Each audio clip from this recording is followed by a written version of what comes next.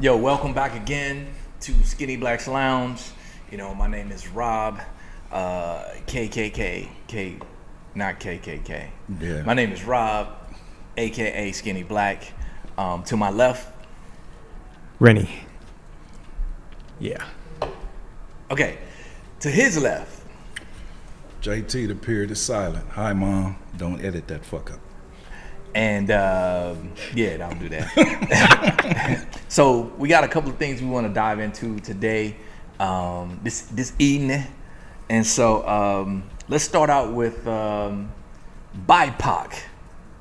Black, Indigenous, people of color, and so I hear this term all the time, right? I hear it quite frequently in the work that I do, and it started to bother me, and you know, we've had some conversations. I want to share it and put it on Skinny Black. So when we talk about some of the social justice things that are happening in the world, when we talk about any type of justice or equity, that conversations that happen in the United States especially, very frequently this term BIPOC comes up: Black, Indigenous, people of color. Mm-hmm. And what doesn't sit right with me is the fact that the things that we're talking about, it's the Black people who are catching the most hell, and the Indigenous. I gotta say, Black and Indigenous are disproportionately catching hell more than those other people of color. So when you say BIPOC, you out already from the jump, from the get-go, you flatten the issues for everybody across the board, when there needs to be some specificity and some attention given to Black and Indigenous folks, especially Black folk, if we're talking about just sheer numbers, and we'll talk about LA. So I just want to get y'all opinions on that, see how it's sitting with y'all. We could speak directly to the who is more adversely affected in that space. And then from that, we could jump on to the who is putting in the most work to actually effectuate change in those areas. So what we have is Black people historically organizing, trying to effectuate change through protest, through social change via all of these different means of peaceful means of protest. I mean, we're not out here tearing things up for the most part. You know what I mean? We should do it more, considering what's happened to us. But you know, Howard Bryant likes to say, "What change ever happened without protest?" Right. When did the power structure, white male society, ever cede power without protest? Like, when did they just say, "You know what, man? You know, you guys have been some really, really, you know, obedient darkies. You know, let me throw you a bone." Like, that's never, ever happened. Ever. In the history of histories, has the people who were in power relinquished any of that? And we can look at it in the most obvious sense. We can go right back to the election, you know, the 2020 presidential election. We can go right back to that space where Black men voted in the 90th percentile Democrat, and then we went to 86%, right? 6%. Did you see the 6% growth in Black men who voted Republican or Trump? There's no one really identifies that data. Forget that Black women had a 6% reduction also. Went from like 98 to 92. Forget that. But let's really talk about the people of color aspect of that portion of that data, because let's talk about the 33% Asian that voted Republican and Trump, completely against their interests. You know, let's talk about the 37% Latino that voted against their own interests. No one says anything about that. And yet at the same time, those very same people will pull that by POC card / minority card when it's convenient for them to slide into that space created through our sacrifice. Did they vote against their interests? Actually, no, they did not vote against it. They're using both sides of the coin to benefit them and playing preferred minority status and wielding that against us via the structure.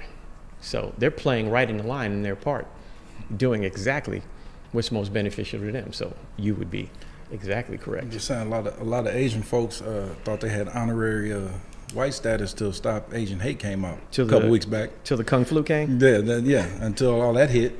And then all of a sudden, oh, hey, you know, it's not just me buying a soda at your liquor store. You know, I'm just saying, what do you call it, BIPOC? BIPOC, whatever. BIPOC, Tupac, whatever. Yeah, yeah, popcorn. It don't make no difference.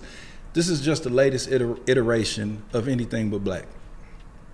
Or let me hitch my struggle or my whatever thing to this wagon that's already been established, right? All of a sudden, America was a great place to become an immigrant after the Civil Rights Movement. Oh, no doubt. Wasn't nobody hopping on boats and planes when people was catching hell in them streets. Nobody want to catch this smoke. Listen, Check the data. Check the data. Check the data. Check the data after I looked at that 1968. film of the Edmund Pettus Bridge. It looked real black and white up there.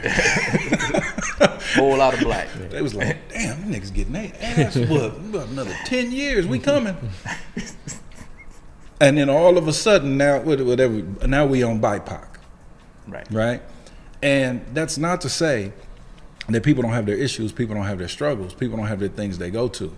But it's so easy to hitch that wagon, right? Mm-hmm. To the struggles of black folks that have already been established, that's already been the movement, that were here first.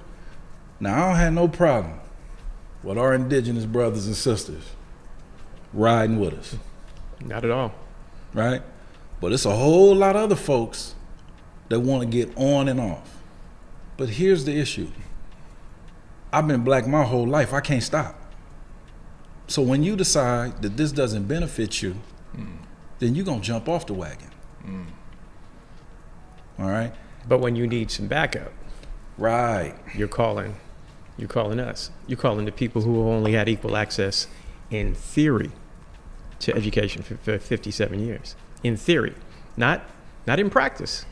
In theory, because the three of us here at this table are old enough to go on to de facto segregated schools. Well, I mean, it's like those people that quote Dr. King, content of your character versus color skin, but they don't quote Dr. King, who was also for universal basic income. He was also anti-war, right? He was income equality. Now, I'm not saying I support all that stuff, but I recognize all the things that man was. I just don't use one quote for my own purposes, right? And that's what that BIPOC is. If BIPOC was true unity, okay, and he came out with an album, I rock it. All right? But that album ain't coming out. Well, and here's the crazy irony of it all. Did you want to finish that point? No, that was it, man. I just want to just point out the crazy irony of it all. To your point, as far as like when we had the immigration boom, 1968, right? So right after all the quote unquote Great Society laws and shit, right? Here's the thing. Here's the irony of it all. If we solve the black shit, everybody should be. Everybody benefits from it. Because what's happening is, from the hundreds of years that white body folk were shitting on black folks, they were practicing like a motherfucker, right? So now when other folk start catching this heat, because more of them are here now after 1968, and like, oh shit, man, we need to get our shit. Well, actually, if you focus on the black shit, all this other shit might clear it for you. For instance, bilingual education all falls under the Civil Rights Act. It didn't exist until the Civil Rights Act allows for that to come forward. All of the disabled person legislation all falls under the Civil Rights Act. Now, Equal protection. In its inception, was that the goal? Was that what they were thinking? Were they trying to be BIPOC when those were created? Nah. No, not at all. But everybody benefited from it, and we benefited from it the least. The least. Okay, so what we're saying is, BIPOC is folks have learned to run the white women game on being a minority. Number one beneficiaries of affirmative action. White women. I would invite people to read We Were Her Property, so you can learn about white woman slave ownership. They act like they wasn't packing lunches for the lynchings in the civil rights movement and taking the kids with them. And every racist, segregationist, murderer had a white mama. And if the woman is the first teacher in the home, what were they teaching? Throw the rock, hide your hand. And when these benefits come out, we are minorities, and I've seen the most staunch white womanists stand in the streets and yell for their rights and then take that home to their husband and keep their family going. So now they doubled up on your black ass. And if they were really, really down for equal rights, why did they kill ERA? Why is it still short of being amended in the number of states for it to become an amendment? Why is it not the 28th? Well, part of the problem is folks listening to us think you talking about baseball, talking about ERA, because you know, we know every thing that happened on all 18 loving hip hops, but we don't know what's happening to our people. But continue. Yeah, that's it. That's the point. I'm just saying. Well, and to your point, the percentages of white women who voted for Trump, and then voted for Trump in November, and then was part of the largest women's marches worldwide in January. Well, this is my side note. Just a little pet peeve. Race is a social construct. Okay, granted. But you white motherfuckers never forget you white. Never. It's a social construct that y'all made, right? If you forget from. that part of the sentence, you made Social construct and social contract that you're holding everyone to. Yeah. It's a contract. It is the law of the land. You know, it is like they could say whatever they want. No, critical race theory. They don't even know what critical race theory is. They have no idea what the definition of it is. But you know what I know about critical race theory? I know if my wife and my daughter go to the emergency room, even if they had universal health care, even if they were guaranteed health care when they walked in there, they were going to get less care and will be treated with less regard than a white child and a white woman when they walk in there. You can't legislate that out. You can create as many benefits as you want, but white is still going to white on top of that. Hey man, black people ain't giving up Red Rooster and Lowry's, and white people ain't giving up being white. Yeah, well, can't argue with that.